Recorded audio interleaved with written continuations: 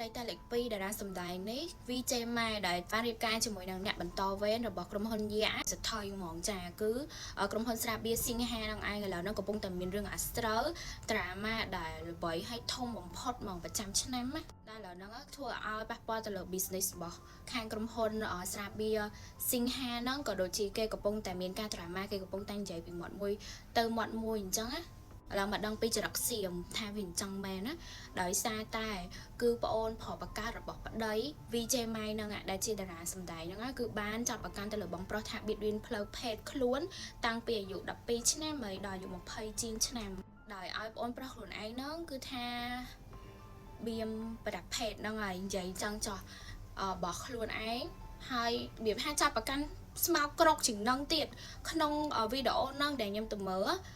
តែបងប្រុសគេហ្នឹងពីដំបូងគឺគេចេញមកបកែកដាច់អហង្ការហ្មងពួកអីឲ្យមនុស្សគ្រប់គ្នាមើលទៅថាប្អូនគាត់ហ្នឹងគឺថាត្រូវការ attention គឺមនុស្សដែលទទួលចង់បានឲ្យគេចាប់អារម្មណ៍ខ្វះភាពខកក្តៅហើយមានបញ្ហាផ្លូវចិត្តអីចឹងទៅ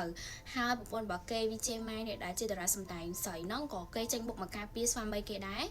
គេថាមិនមែនទេអាចថាមានការយល់ច្រឡំដាច់អហង្ការហ្មងដាច់អហង្ការអត់ទទួលស្គាល់ទេសំបីតែមុននឹងថ្ងៃរៀបការហ្នឹងប្អូនប្រុសហ្នឹងគឺបាន message ទៅបងស្រីថ្លៃគាត់ហ្នឹងថាឲ្យតបឆាតគាត់ឲ្យគាត់មានអីនិយាយប្រាប់អីអញ្ចឹងប្រហែលជាចង់ឲ្យបងហ្នឹងគឺពិចារណាម្ដងទៀតមុននឹងរៀបការមួយបងប្រុសបង្កើតខ្លួនឯងដល់ថ្នាក់គេ reply ឲ្យគឺ post story tag បងថ្លៃ VJ ម៉ៃខ្លួនឯងហ្នឹងចូល story ទៀតរបៀបតាក់ទងបងថ្លៃអត់បានគេអត់តបគេអត់អីពេលរឿងកាន់តែវែងឆ្ងាយរហូតដល់រៀបការហើយនឹងឥឡូវគឺគាត់មានកូនទៀតកំពុងតែពោពុះមានកូនណាបាយហឹងចេញមកប្រយគេមានคลิปវីដេអូអាត់សំឡេងក្នុងហ្នឹងគឺបកែកលេងចេញហ្មងចាគឺថាចេញមុខសុំទោសសាធារណជនហ្មងប្រជាជនអ្នកគ្រប់គ្រងនៅថៃហ្នឹងចាចេញមុខសុំទោសហើយគឺគិតថាគ្រប់យ៉ាងហ្នឹងគឺជាការយល់ច្រឡំដែលខ្លួនឯងបកែកដាច់អហង្ការដោយសារខ្លួនឯងក៏អត់ដឹងអំពីបញ្ហាឬក៏ព័ត៌មានអំពីខ្សែអាត់សំឡេងមួយនឹងដែរឃើញសំបីតែក្នុងសង្គមវាក៏ពួកវារបៀបថាធ្វើឲ្យរឿងពីសទៅខ្មៅពីខ្មៅមកសអញ្ចឹងគឺវាផ្លាស់ប្ដូរបានហ្មងទាំងអាបងប្រុសហ្នឹងគឺវានិយាយថាវាបានធ្វើវាធ្វើឲ្យគ្រប់គ្នាមើលទៅប្អូនប្រុសវាហ្នឹងគឺជាមនុស្សដែលត្រូវការ attention មនុស្សដែលដូចថាវិកលចរិត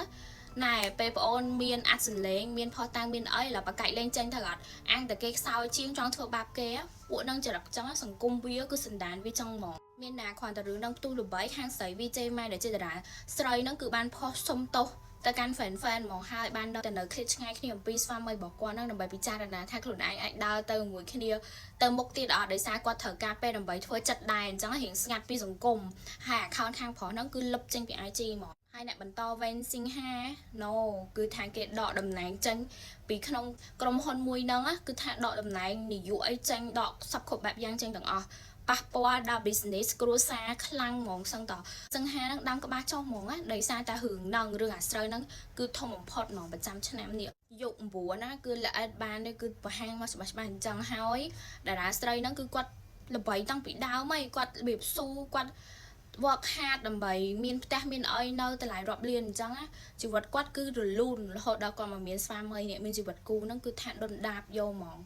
មានរឿងអាស្រូវដល់ធំបំផុតហើយឡើយកំពុងតពោពុះទៀត